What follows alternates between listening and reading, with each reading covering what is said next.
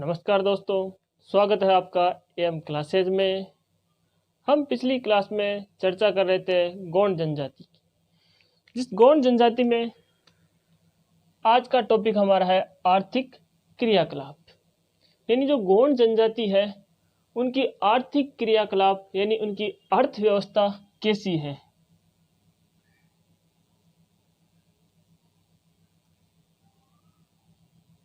उनकी हम अर्थव्यवस्था की बात करें तो इनकी अर्थव्यवस्था कैसी है। ये जो लोग हैं, ये गौंड जो जनजाति है, ये आत्मनिर्भर है। यानी आत्मनिर्भर जनजाति है क्योंकि ये अपने आप ही अपनी आजीविका की व्यवस्था कर लेती है और जो इनकी आवश्यकता होती है वह बहुत ही साधारण होती है। इनकी आजीविका की हम बात करें,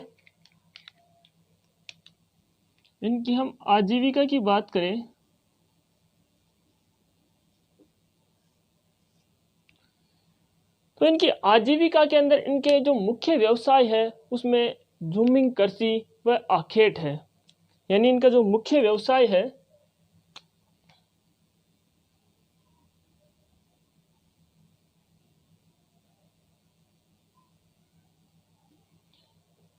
यह है झूमिंग कृषि व आखेट।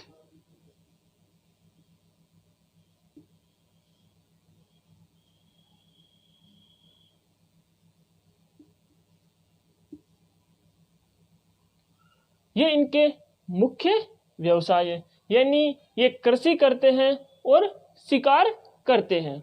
ये दो चीज इनकी मुख्य व्यवसाय है। अब हम इनके बात करें अन्य व्यवसायों की कि इनके अन्य व्यवसाय कौन कौन से हैं।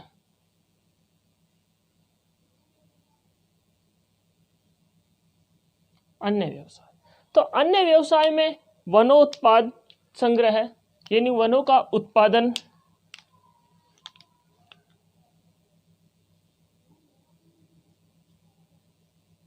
वनोत्पाद संग्रहण, यानी ये वनों का उत्पादन करते हैं, संग्रहण करते हैं। पशुपालन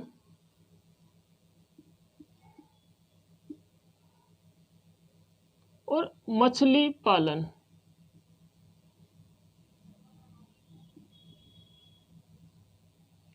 ये इनके अन्य व्यवसाय हैं।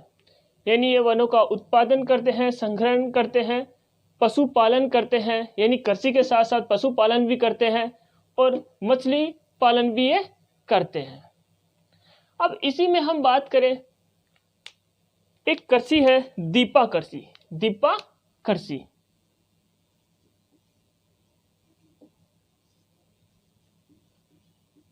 ये जो दीपा कृषि है ये झूमिंग कृषि का ही एक प्रकार है। यानी हम बात करें तो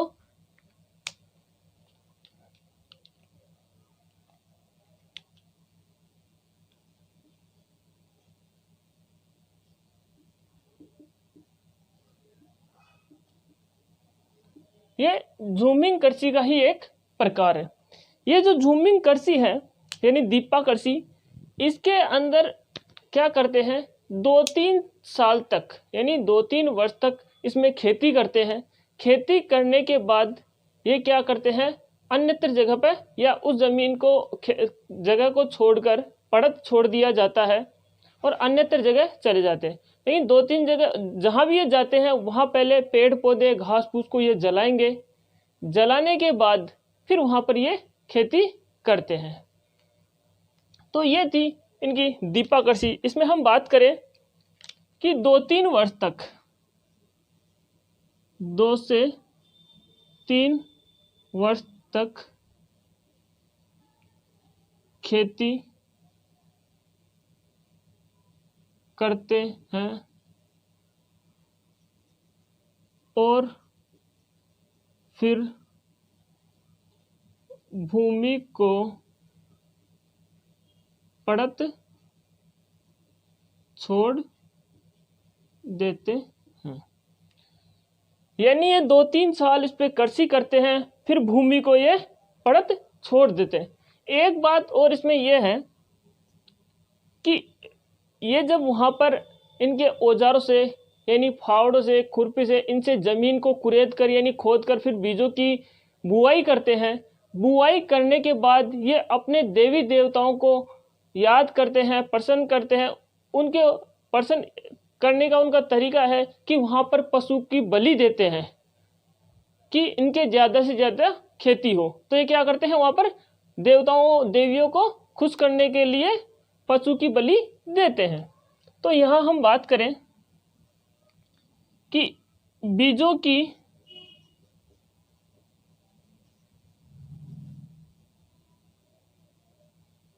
बुआई के बाद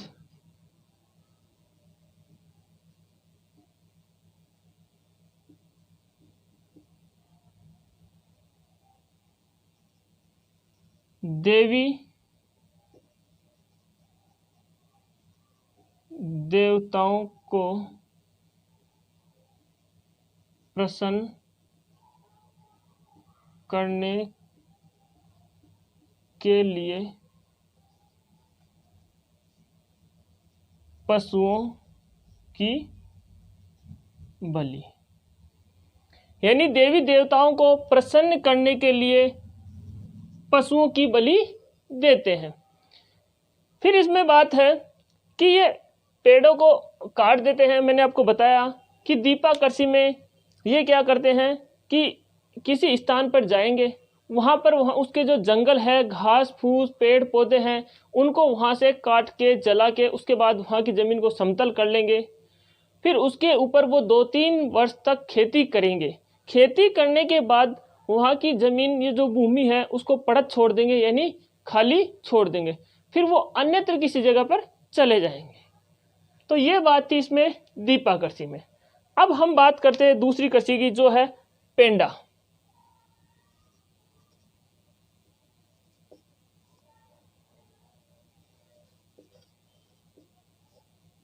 या फिर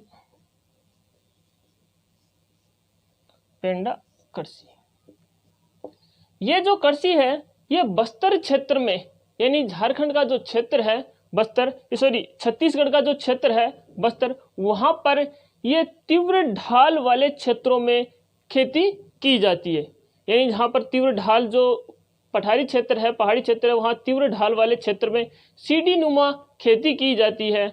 और वहाँ पर खेती करते हैं, और करने के बाद वहाँ पर क्या करते हैं, जो निम्न भूमि होती है, यानी जो सीढ़ी नुमा, जैसे मान लो ये ऐसा क्षेत्र है, तो यहाँ पर ये सीढ़ी नुमा खेती करेंगे। तो इसका जो निम्न क्षेत्र है, यहाँ पर क्या करते हैं, ये लकड़ी के गट्ठे लगा देते हैं मोटे मोटे, जिससे यहाँ का जो पानी आता है उससे मिट्टी का कटाव न हो। तो ये थी पेंडा कृषि। इसमें हम बात करें कि यहाँ पर जो ये है बस्तर क्षेत्र, कहाँ का है, छत्तीसगढ़। यानी ये जो कृषि की जाती है वो छत्तीसगढ़ के बस्तर क्षेत्र में की जाती है। और कहाँ पर की जाती है, ये बात इसमें तीव्र ढाल वाले क्षेत्रों में सीढ़ी नुमा, ये तीव्र ढाल वाले क्षेत्रों में सीढ़ी नुमा खेती की जाती है। तो ये थी दीपा कृषि और पेंडा कृषि। तो अब हम बात करते हैं इसके आखेट की।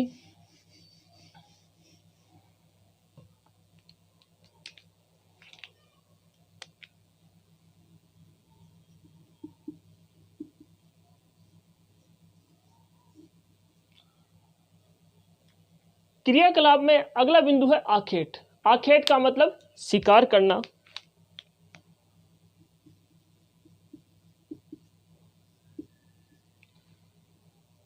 ये जो जंगली पशुओं का शिकार करते हैं, लेकिन सरकारी नियमों के अंतर्गत, यानी सरकार ने जो गाइडलाइन बनाई है, इसमें शिकार करना निषेध कर दिया गया है, ये प्रतिबंध लगा दिया गया है। लेकिन कुछ लोग, कुछ यानी गोंड जनजाति के कुछ लोग ऐसे भी हैं जो अभी भी शिकार करते हैं। लेकिन वर्तमान में जो शिकार की जगह आज कृषि ने ले ली, यानी यहाँ के जो लोग हैं ज़्यादातर लोग कृषि करने लग गए हैं। तो हम बात करें यहाँ के शिकार की, जंगली पशुओं का शिकार।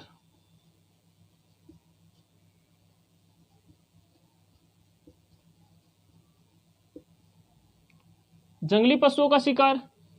दूसरी हम बात करें सरकारी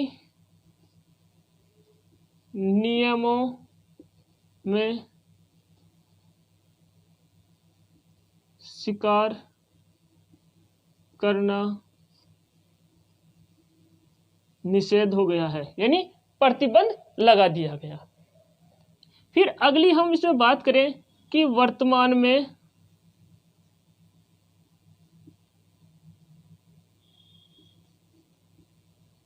शिकार की जगह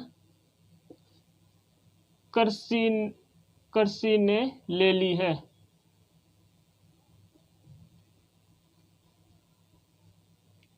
यानी वर्तमान की हम बात करें तो जो लोग शिकार करते थे वो ही लोग अब कृषि करने लग गए हैं। तो ये बात थी इसके आखेट की। अब हम बात करते हैं इनके भोजन की।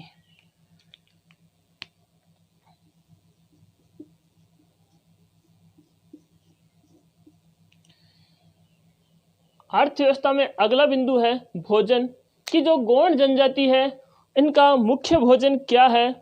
तो इनका जो मुख्य भोजन है वो है कोदू, यानी कोदू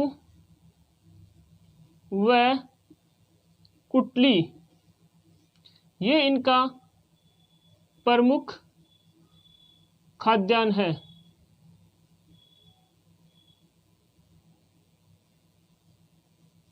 यानी ये इनका प्रमुख खाद्यान्न है, इनकी खाने की जो कोदू और कुटली है।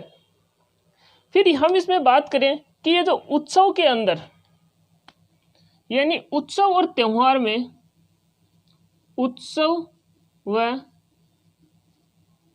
त्योहार में चावल बनाते हैं।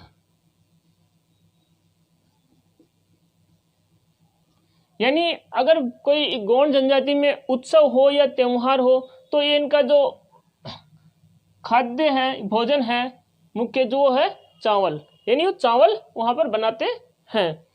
फिर हम इसमें बात करें कि शिकार में ये क्या करते हैं, इसके साथ ही जो शिकार में बलि दी जाती है, यानी शिकार से जो बलि दी जाती है, या तो शिकार में, बात ऐसे मान लो कि इनका जो आखेट है जंगली पशुओं का शिकार करते हैं, तो या तो शिकार से जो प्राप्त होता है मांस वो खा लेते हैं, या फिर बलि जो देते हैं, ये जैसे बलि हमने यहाँ दी इनकी कि बीजों की बुआई के अंदर प्रसन्न करने के लिए पशुओं की बलि देते हैं, तो इनका ये मांस खाते हैं।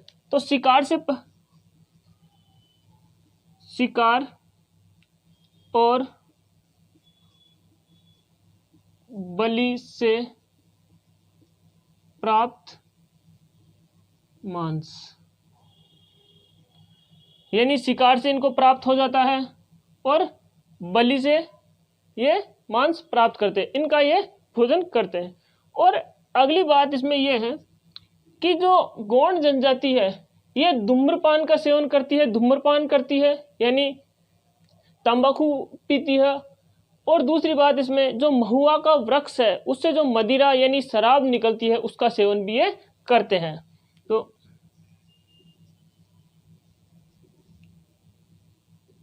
धूम्रपान व महुआ से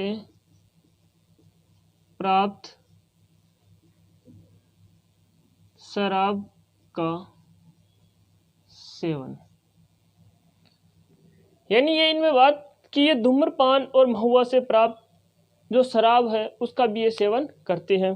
तो हम इसमें एक बार चर्चा करें इसकी दोबारा कि गोंड जनजाति की जो आर्थिक क्रियाकलाप है, यानी इनकी जो अर्थव्यवस्था है, इनके जो आजीविका साधन है जिसमें मुख्य इनका व्यवसाय है, मुख्य व्यवसाय में झूमिंग कृषि है और आखेट है। और अन्य व्यवसाय में वनोत्पाद, संग्रहण, पशुपालन और मछली। इसमें एक बात और है कि जो पशुपालन है, पशुपालन के अंदर एक जाति है गोंड की, वो है रावत। रावत वर्ग।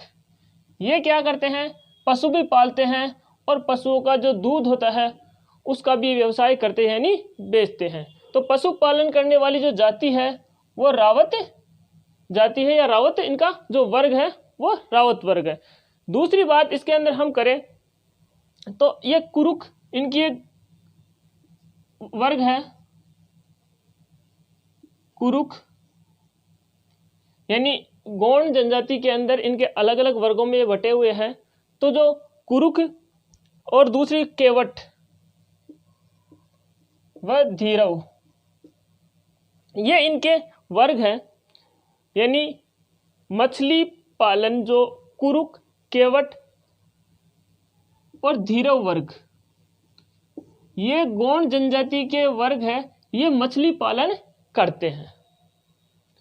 हम बात करें इधर कि पशुपालन जो वर्ग करता है वो है रावत वर्ग, और पशुपालन के साथ दूध भी वो बेचता है, दूध का भी वो व्यापार करता है। फिर हम बात करें मछली पालन में, तो मछली पालन में जो गौंड जनजाति है उसमें वर्ग है कुरुक, केवट और धीरव वर्ग, ये मछली पालन करते हैं। फिर हम बात करते हैं दीपा कृषि की। दीपा कृषि जो एक झूमिंग कृषि का ही प्रकार है। इसके अंदर हमने बात करी कि 2 से 3 वर्ष तक खेती करते हैं, यानी ऐसा स्थान ये चूज करते हैं जहाँ पर जो जंगल है, जंगल झाड़ी घास फूस, उनको ये काटेंगे, जलाएंगे, उसके बाद वहाँ पर ये खेती करेंगे। फिर उसके बाद खेती करने के बाद उसको पड़ छोड़ देंगे, और जब ये खेती करते हैं यानी बीजों की बुआई करते हैं, उस समय अपने देवी देवताओं को प्रसन्न करने के लिए पशु बलि देते हैं, यानी बोने के बाद ये पशु बलि देते हैं। फिर हम बात करते हैं पेंडा यानी पेंडा कृषि की। ये बस्तर क्षेत्र जो छत्तीसगढ़ का क्षेत्र है वहाँ पर ये खेती की जाती है, और ऐसे क्षेत्र में की जाती है जो तीव्र ढाल वाला क्षेत्र है, और वहाँ पर सीढ़ी नुमा खेती करते हैं। और जहाँ पर उसका निम्नतम जो क्षेत्र होता है वहाँ पर ये लकड़ी के गट्ठे लगा देते हैं मोटे मोटे। तो उससे क्या होता है, जो ऊपर से पानी आता है वो उससे वहाँ पर ही रुक जाए, जिससे मिट्टी का कटाव न हो। तो ये थी आपकी पेंडा कृषि। अब हम बात करते हैं इसके आखेट की। तो आखेट का मतलब शिकार करना, जिसमें जंगली पशुओं का ये शिकार करते हैं, लेकिन अब सरकारी नियमों के कारण शिकार पर प्रतिबंध लगा दिया गया है या निषेध कर दिया गया है, और आज वर्तमान के अंदर शिकार की जगह कृषि ने ले ली है।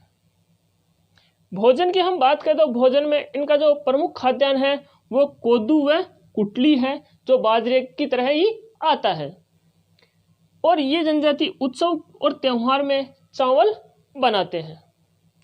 शिकार और बलि से जो प्राप्त मांस होता है उसको ये खाते हैं, यानी भोजन में जो ये जंगली पशुओं का शिकार करते हैं और ये जो खेती करते हैं उस समय पशुओं की बलि देते हैं, तो उसका जो मांस प्राप्त होता है वो मांस खाते हैं। और ये धूम्रपान व महुआ से प्राप्त शराब का सेवन करते हैं। अब हम बात करते हैं इनके वस्त्र व आभूषण की।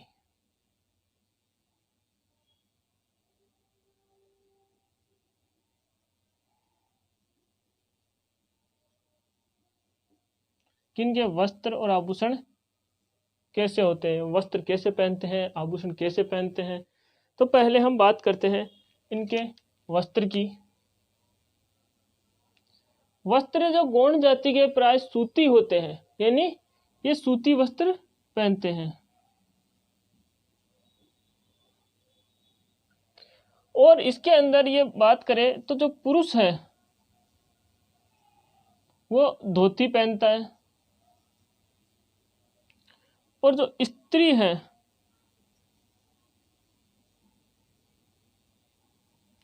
यानी हम बात करें स्त्रियां, ये साड़ी व चोली।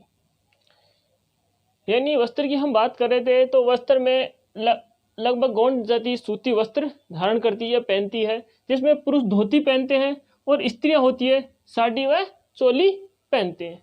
अब हम इनमें बात करते हैं इनके आभूषण की।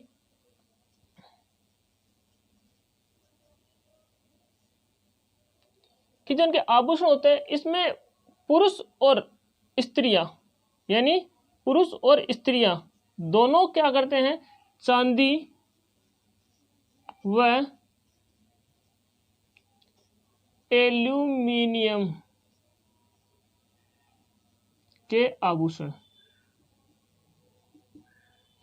यानी इसमें पुरुष और स्त्रियां दोनों एल्यूमिनियम यानी चांदी और एल्यूमिनियम के आभूषण पहनती है। और इनमें स्त्रियों की हम बात करें, यानी स्त्रियां, तो स्त्रियां कांच की रंग बिरंगी चूड़ियां, यानी कांच की है जो रंग बिरंगी चूड़ियां पहनती है।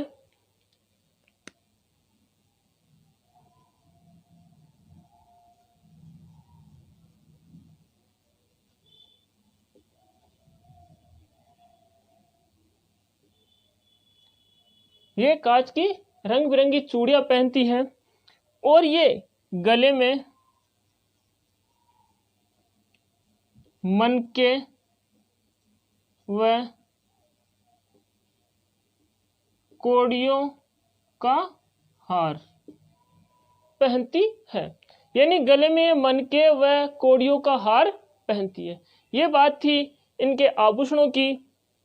और दूसरी इनमें बात है कि ये क्या करते हैं, गोदना गुदवाती है, यानी जो स्त्रियां होती हैं ये अपने शरीर पे या हाथ पे गोदना गुदवाती है।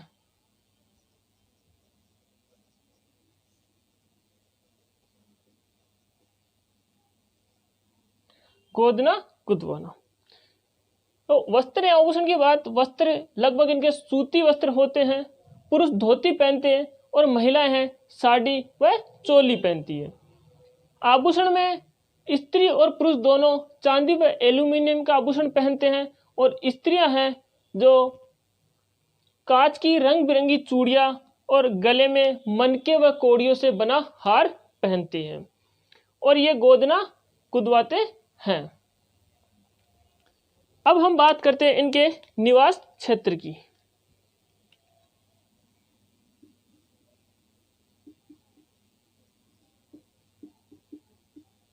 यानी इनके घर कैसे होते हैं, तो इनके जो घर होते हैं वो क्या होते हैं, छोटे छोटे गांव होते हैं इनके, छोटे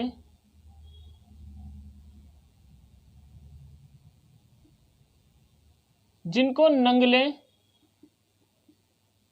या पल्ली बोलते हैं।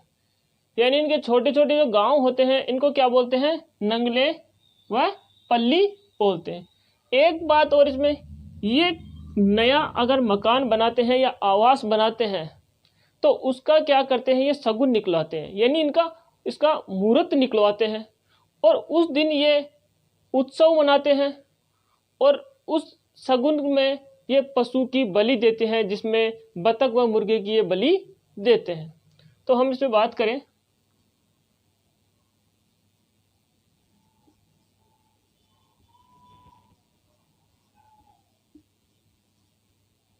नए आवास का शगुन में उत्सव बनाना,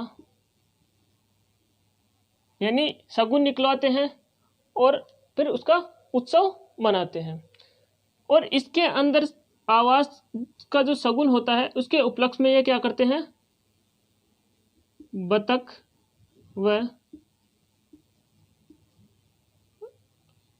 मुर्गे की बलि देते हैं। यानी नए आवास का जो मुहूर्त निकालते हैं उसके अंदर ये रात को उत्सव करते हैं और बतख व मुर्गे की बलि देते हैं। फिर इसमें अगली हम बात करते हैं,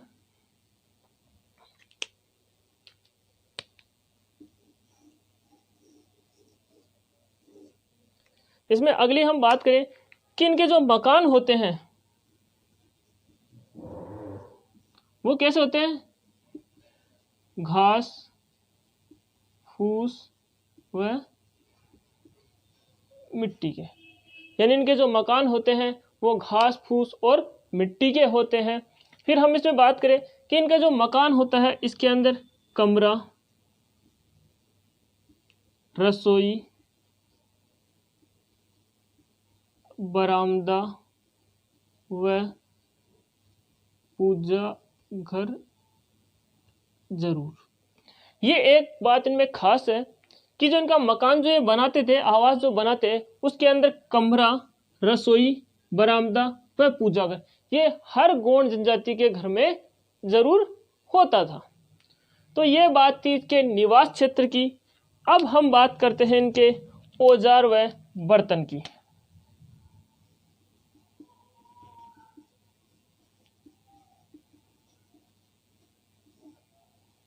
औजार व बर्तन की। तो ये औजार इनके पास क्या होते थे, जहां पर ये जनजाति निवास करती थी वहां पर इनका एक स्थानीय लुहार होता था जो लोहे का काम करता था। तो इनके यहाँ क्या, स्थानीय लुहार,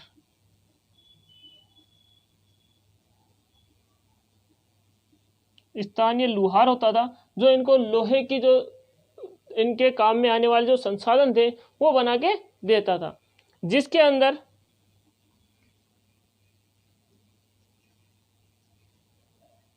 फालिया,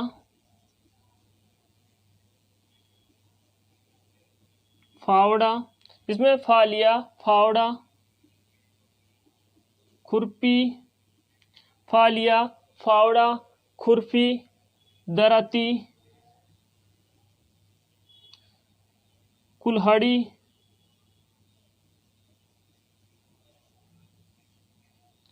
और तीरों के नोक, यानी जो इनका स्थानीय लुहार था इनसे ये औजार बनवाते थे, यानी फालिया, फावड़ा, खुरपी, दराती, कुल्हाड़ी और जो तीर के आगे जो नोक होता था वो ये बनवाते थे। फिर अगली हम इसमें बात करें, इनके पास हर घर में चारपाई व लकड़ी की स्टूल होती है, यानी इनके हर घर में चारपाई व लकड़ी की स्टूल होती है। और दूसरी बात इसमें इनके पास क्या होती, दरिया होती है, जिसको ये सोने में बैठने में काम में लेते हैं। तो ये बात इनके औजार की। जो इनका स्थानीय लुहार था वो फालिया, फावड़ा, खुरपी, दराती, कुल्हाड़ी, तीरों के नोक ये बनाता था और इनके पास चारपाई व लकड़ी के स्टूल होते थे और इनके पास दरिया भी होती थी जिसमें सोने के लिए और बैठने के लिए होती थी। अब हम बात करते हैं इनके आधुनिक संस्कृति से इनका संपर्क कैसा था।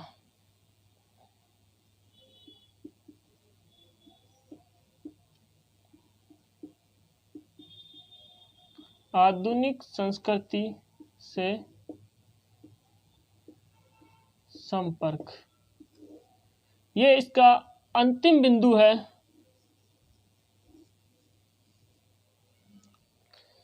कि जो गौड़ जनजाति थी इसका जो आधुनिक संस्कृति से कैसा संपर्क में आए और कैसा इनमें बदलाव आया।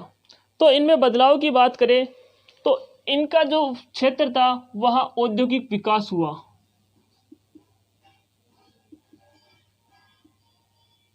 औद्योगिक विकास, यहाँ पर औद्योगिक विकास हुआ और यहाँ के जो लोग थे ये खदानों में व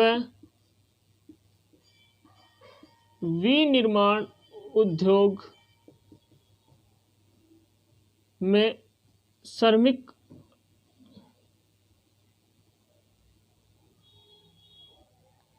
यानी यहाँ के लोग खदानों में काम करने जाने लगे और जो विनिर्माण उद्योग था वहाँ पर भी ये काम करने लगे। फिर हम इसमें बात करते हैं कि जो सरकार के द्वारा इनकी बस्तियों में, जो गौड़ जनजाति की बस्तियां थी वहाँ पर अस्पताल, विद्यालय, बैंक, अस्पताल, विद्यालय, बैंक व पंचायतों की स्थापना की गई।